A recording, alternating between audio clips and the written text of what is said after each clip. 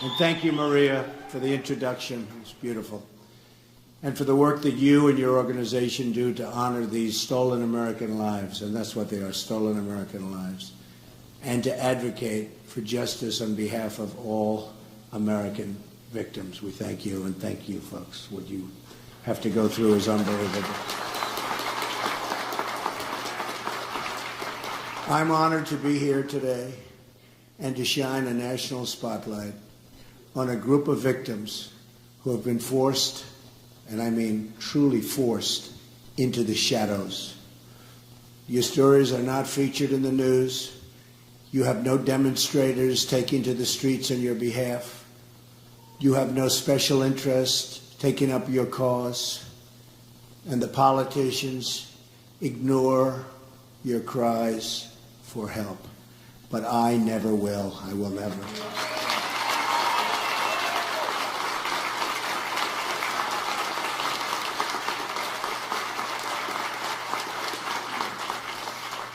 And I've known many of you for a long time now. It seems like a long time, but I'm still here and you're still here, right? I'm still fighting.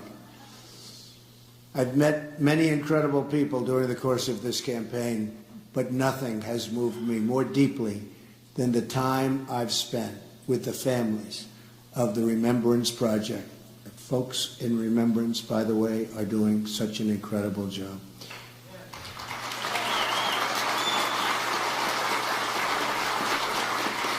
And the strength and the courage that you've shown in your very often lonely fight for justice, we'll get there. You are the heroes, you are. And your actions will help us to save the next 1,000 American citizens from losing their brothers and sisters and sons and daughters and parents. The most fundamental duty of government is to protect American lives.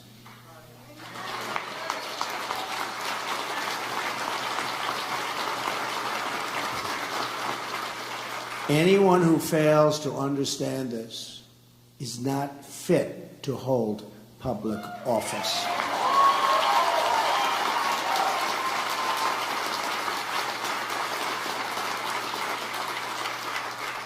Every day our border remains open, innocent Americans are needlessly victimized and killed.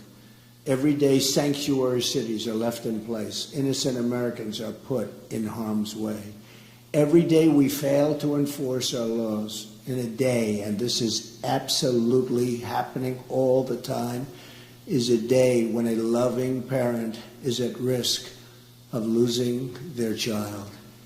And it's happening every single day. All across this country, dining room tables have an empty seat at the family table because our government abandoned its duty and failed to enforce its basic laws. There are a lot of numbers in the immigration debate. I've been talking about it for a long time. And obviously people agree with me because you see what's happening, you see the numbers, you see the polls, you see what's going on at the rallies. A lot of people agree with me. Almost, it seems everybody agrees. You almost say, what's not to agree with? But let me give you what's not to agree with. But let me give you the most important number of all.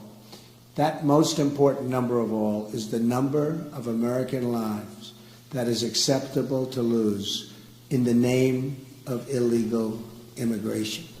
Let me tell you what that number is. 0, 0.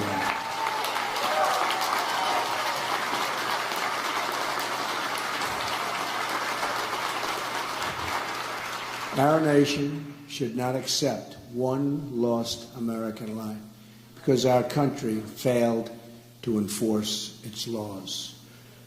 What do you tell the mother who just buried her daughter because someone was released at the border who should have been sent home or should have been imprisoned in another country?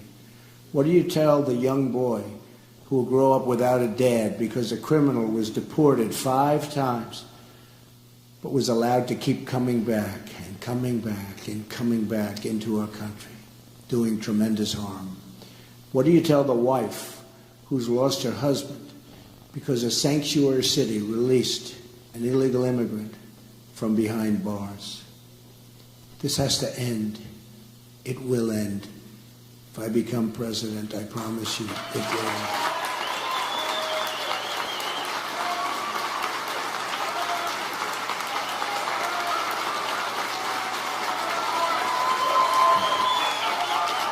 Thank you.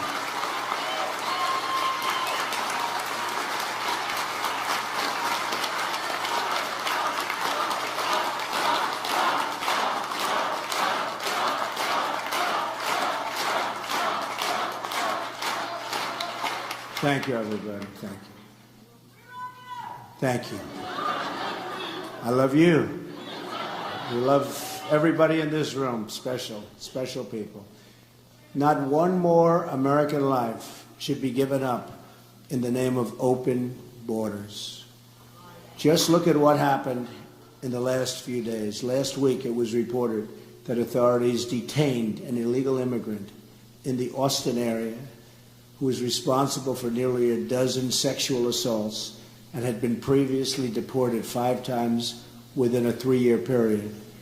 Earlier this week in Kansas, a sheriff's department master deputy was killed, apparently by an illegal immigrant. The driver was previously arrested for DUI in California in 2001 and for traffic violations in Kansas. Deputy Collins was killed only hours after his daughter's 4th birthday. A few days ago, 2 correctional officers in California were critically wounded after being shot by an illegal immigrant who overstayed his visa. This individual had been convicted of child rape and was slated to be deported, but his home country refused to take him back. He was simply too bad, too tough, too evil. They said, "We refuse to take him back." One of the victims has 6 children, is an Air Force veteran, and a high school football coach. The other victim is a mother and a grandmother. When Hillary Clinton was Secretary of State, the matter of this country, and think of this, matter of this country refusing to take back their deported citizen came before Hillary Clinton's desk, oftentimes, many times. But she failed to take forceful action and ignored the federal law requiring her to suspend visas to countries that don't take back their citizens. She didn't want to get involved. Politicians. According to a report from the Boston Globe, from the year 2008 through 2014, nearly 13,000 criminal aliens were released back into U.S. communities because their home countries would not take them back. They were too tough, they were too angry, they were too evil. They don't want them back. And we don't force them back. We want to be nice people, we want to be nice and politically correct, and they're all roaming the streets. Most of these 13,000 releases occurred on Hillary Clinton's watch. She had the power and the duty to stop it cold, and she didn't. Now my opponent will never meet with you. No interest. You know that because you've been trying for a long time. Years. They've been trying for years. She will never hear your stories. She will never share your pain. She will only meet with the donors and the special interests and the the open border advocates. Her plan calls for total amnesty in the first 100 days, which means Obamacare, Social Security, and Medicare for illegal immigrants. Her plan calls for catch and release on the border, sanctuary cities, ignoring visa overstays, closing detention centers, and a virtual end to immigration enforcement in the United States of America. Hillary Clinton has even announced that she plans to go around Congress and implement amnesty by executive order, violating our Constitution and putting the entire nation in grave peril. Hillary Clinton is the person, and I mean the first person, to ever run for the presidency of a country effectively proposing to abolish the borders around the country that she's supposed to be representing.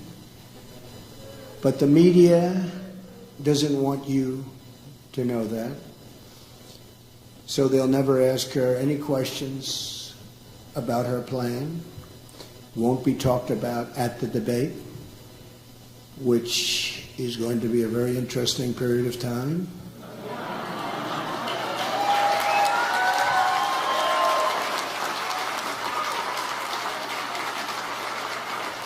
Like how she'll afford to give lifetime welfare and entitlements to illegal immigrants, or how many people will be victimized because of the illegal immigrants that will be released from federal custody, right at the border or inside of the border. She's not asked to explain what she'll say to the American workers who lose their jobs when she prints out millions of work permits for those here totally against the law, many of whom have very, very substantial problems. Your cause and your stories are ignored by our political establishment because they are determined to keep our border open at any cost. To them, your presence is just too inconvenient. That's all it is. It's an inconvenience. But help is coming. I'll tell you that. Help is coming.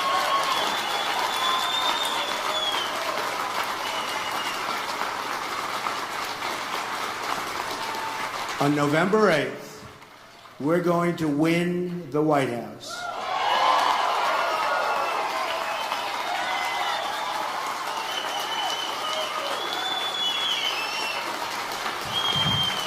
And we are going to deliver justice for every American family and every single American victim. You know what that means. You know what that means. Together, we will save American lives and prevent the next 1,000 American parents from suffering the same fate as the people in this room today. Their loved ones will not have died in vain, believe me. They will not have died in vain. Since 2013 alone, think of this. Since 2013, the Obama administration has allowed 300,000 criminal aliens to return back into the United States and its communities.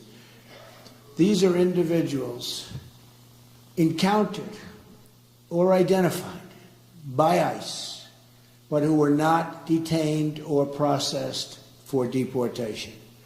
According to the federal government's own data, there are more than 2 million convicted criminal illegal immigrants inside of the United States right now. 2 million. Then we wonder, why do we have such crime? Why do we have such violence? And this is true violence. This is violence like most people have never even heard of before. However, this figure does not include the many individuals who have committed crimes but escaped justice, fled the jurisdiction, or were otherwise never caught. And many of the folks are in that position where you even sometimes know who they are, and yet they're never caught. We're going to catch them. We're going to catch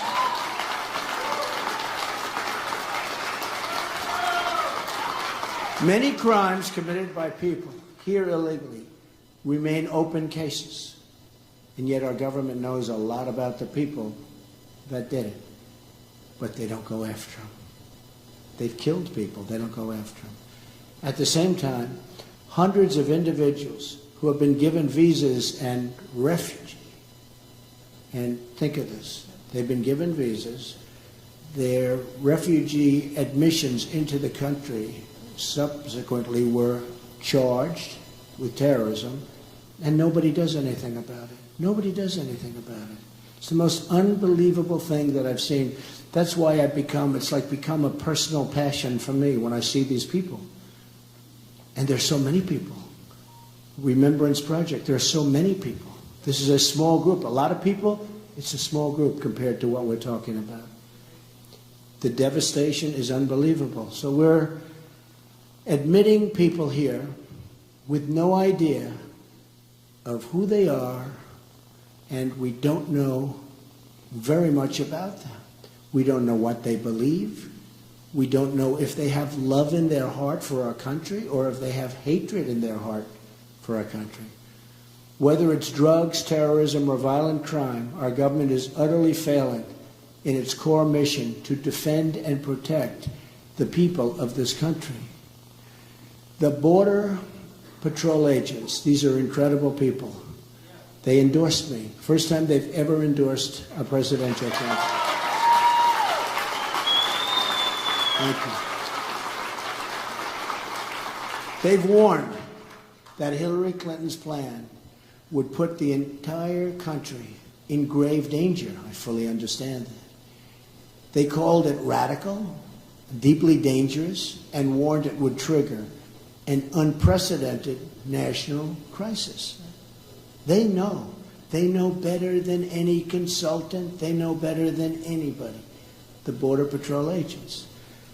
Let's just remember our goal, to prevent the next family from suffering the same terrible fate.